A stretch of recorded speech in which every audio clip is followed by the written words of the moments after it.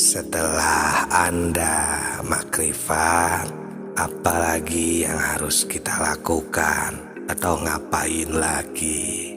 Jadi setelah kita makrifat, akan ada banyak hal yang akan kita jalankan. Assalamualaikum warahmatullahi wabarakatuh. Salam tilawah semesta.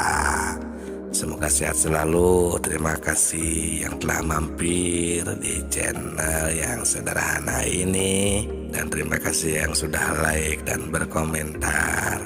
Semoga segala urusannya dilancarkan Allah Subhanahu wa Ta'ala. Sahabat tilawah yang kami hormati, setelah kita makrifat, apalagi yang harus kita lakukan? Ngapain lagi? Nah, setelah kita tahu kepada Allah, setelah kita makrifatullah, kita amalkan, kita aplikasikan di dalam kegiatan kita, seperti beribadah, pekerjaan, dan tingkah-tingkah keseharian kita di pasar, di kebun misalnya ya. Contoh di dalam sholat. Jadi setelah kita makrifat, maka sholat itu akan jadi lebih terasa. Lebih terasa karena di dalam sholatnya kita jadi mendapatkan kekhusyuan yang lebih tinggi lagi, atau istilah gampangnya jadi lebih kena, lebih menyatu dan lebih nyata. Karena sholat itu kan diambil dari kata silatun yang artinya berhubung, ya. As-sholatu silatun bainal abdi warabbi, gitu kan secara ta'rifnya aja kan. Sholat itu adalah hubungan antara si hamba dengan Tuhannya. Nah, ketika kita melaksanakan sholat, jika kita sudah makrifat, ya, sudah memahami video sebelum ini, ya tinggal dicek saja, maka ketika sholat itu akan lebih terasa. Contoh, kan di dalam sholat itu diawali dengan niat, kemudian takbiratul ihram, Allahu Akbar. Nah, ketika kita mengucapkan Allahu Akbar saja, itu akan jadi lebih terasa bahwa oh iya benar, ternyata Akbar Allah itu. Allahu Akbar, langsung ketemu nyata akbarnya di sana.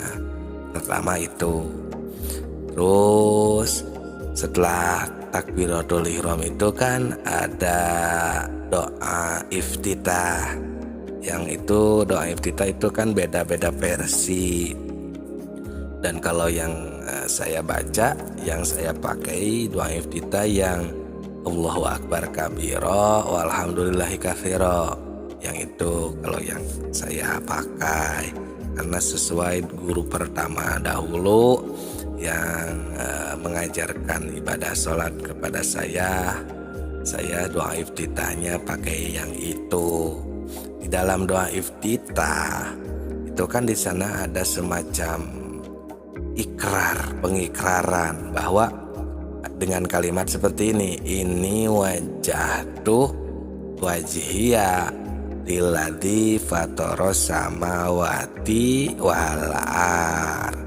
Yang artinya kan di sana itu, ya Allah, sesungguhnya sekarang saya mau menghadapkan diri, menghadapkan wajhiya, hati, wajah hati ini lilladzi fataros samawati wal ard, kepada Allah yang menciptakan 7 lapis langit dan 7 lapis bumi.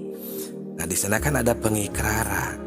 Ketika kita membacakan doa iftitah itu, di sana kan dikarenakan kita sudah makrifat, jadi benar-benar tidak berbohong bahwa iya, posisi hati sedang benar-benar ngiblat istilahnya ya, berfokus menyembah Allah. Nah, beda lagi ketika kita sholat tapi si hati ini tidak berfokus, tidak menghadap kepada Allah. Ayo, siapa yang ketika sholat tapi hati tidak menghadap? Ketika kita membacakan ini wajah tuh, ya Allah saya akan menghadap dan saya akan menghadapkan nih hati ini kepada Allah, ternyata tidak. Malah misalnya ya membayangkan kemana gitu pikiran, misalnya pikiran kemana-mana, ada yang membayangkan gunung contohnya, ada yang membayangkan pekerjaannya, membayangkan seseorang, dan membayangkan apapun pokoknya selain Allah. Berarti itu tidak ini wajah tuh, berarti itu hatinya tidak menyembah karena sedang membayangkan. Gimana, dapat dipahami? Jadi jika seperti itu bagaimana? Berarti itu sholatnya baru tingkat syariat. Maksudnya gimana tingkat syariat itu? Ya kan di dalam istilah syariat itu, sholat itu misalnya harus diawali dengan wudhu. Ada rukun wudhu, fardu wudhu, terus ada rukun sholat, syarat sahnya sholat. Itu kan selagi tidak batal, terus selagi kita menghadap ke kiblat yang di Mekah, si jasad ini itu kan sudah jadi. Sedangkan kan tidak dibahas di dalam ilmu fikih itu seperti hati, itu kan harus kemana, dan belum dibahas di makom fikihnya di dalam ilmu syariatnya. Jadi sebatas ilmu syariat atau sholatnya baru tingkat syariat, atau istilah gampangnya seperti ini ya agar mudah dicerna. Jadi sholatnya baru jasad, belum jiwa, baru raga, baru sembah raga, istilahnya seperti itu. Gimana, dapat dipahami? Pantesan ya kata orang-orang arif billah itu sholat itu terbagi ya, terbagi levelnya. Ada sholat syariat, ada sholat torekat, ada sholat hakikat, dan ada sholat makrifat. Sholat syariat suka disebut dengan sembah raga. Nah itu karena baru sebatas raga yang tadi ya kita bahas. Jadi maaf ya sahabatku, sahabat tilawah semuanya, selagi kita belum mempelajari atau belum mengamalkan sholat selanjutnya ya, sholat torekat, sholat hakikat, dan terus ke atasnya lagi, berarti selama itu kita baru sembah raga. Maaf ini ya, bukannya membandingkan yang mana. Baru di level ini itu istilahnya ya tidak ada beda dengan olahraga. Tapi bukannya membandingkan sholat itu olahraga ya, jangan salah paham. Maksudnya ya dari segi kita baru sebatas jasadnya saja, ya sebatas dohirnya saja, sedangkan hati masih pikirannya kemana-mana, belum bisa menyembah kepada Allah, baru sebatas jasad. Nah itu makanya ya dianjurkan kita tingkatkan lagi ke sholat selanjutnya, ke sholat torekat dan sholat hakikat dan seterusnya. Nah untuk orang yang sudah makrifat itu akan otomatis kan hati itu fokus kepada Allah karena sudah menyadari dan menemukan, mengetahui Allahnya. ketika sedang sholat hatinya sudah dimainkan atau bermain, hatinya itu tidak keluyuran kemana, kesana, kemari, tapi fokus ikut menyembah. Karena si hatinya itu ya sudah tahu kepada Allahnya, yang mana ya Allah itu kan yang memberi kita bisa, yang menakdirkan kita, yang maha di dalam segalanya. Atau yang lebih nyatanya lagi ya, kita bisa melihat, bisa mendengar. Kalau sholat itu kan mendengar suara imam. Kalau melihat ya melihat apa yang di depan kita. Allah yang memberikan kita bisa mengucapkan doa sholat dan sebagainya, yang menggerakkan kita kan semuanya itu oleh Allah, kan dari Allah, milik Allah, kepada Allah, karena Allah, minallah, billah, lillah, itu semuanya kan. Jadi kita si hati ini ya kepada Allah. Dengan seperti itu hati kita jadi kepada Allah. Jadi jasad nyembah, hati juga berfokus. Karena hati itu cuman diberi satu untuk setiap manusia. Kalau hati kita sedang fokus terhadap sebuah film atau televisi, ya maka akan fokusnya ke sana.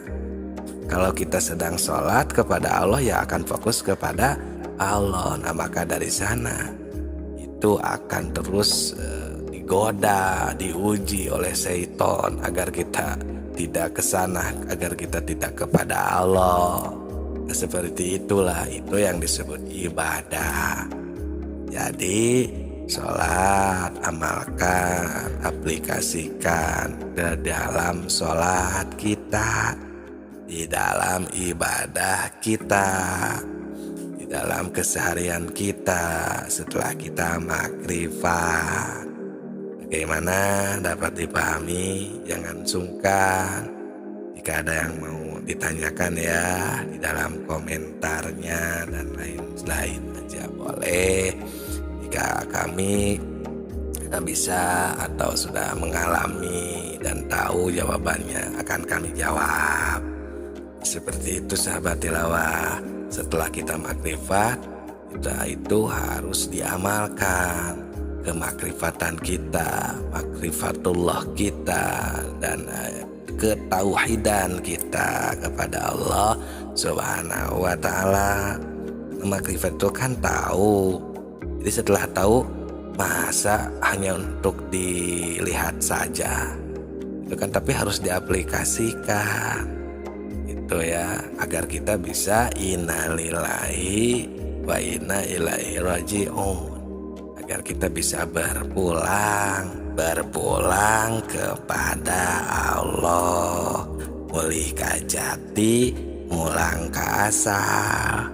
Nah itu kan pentingnya kita kembali ke alam asal, karena di dunia ini kita hanya sebentar dan akan berujung kematian.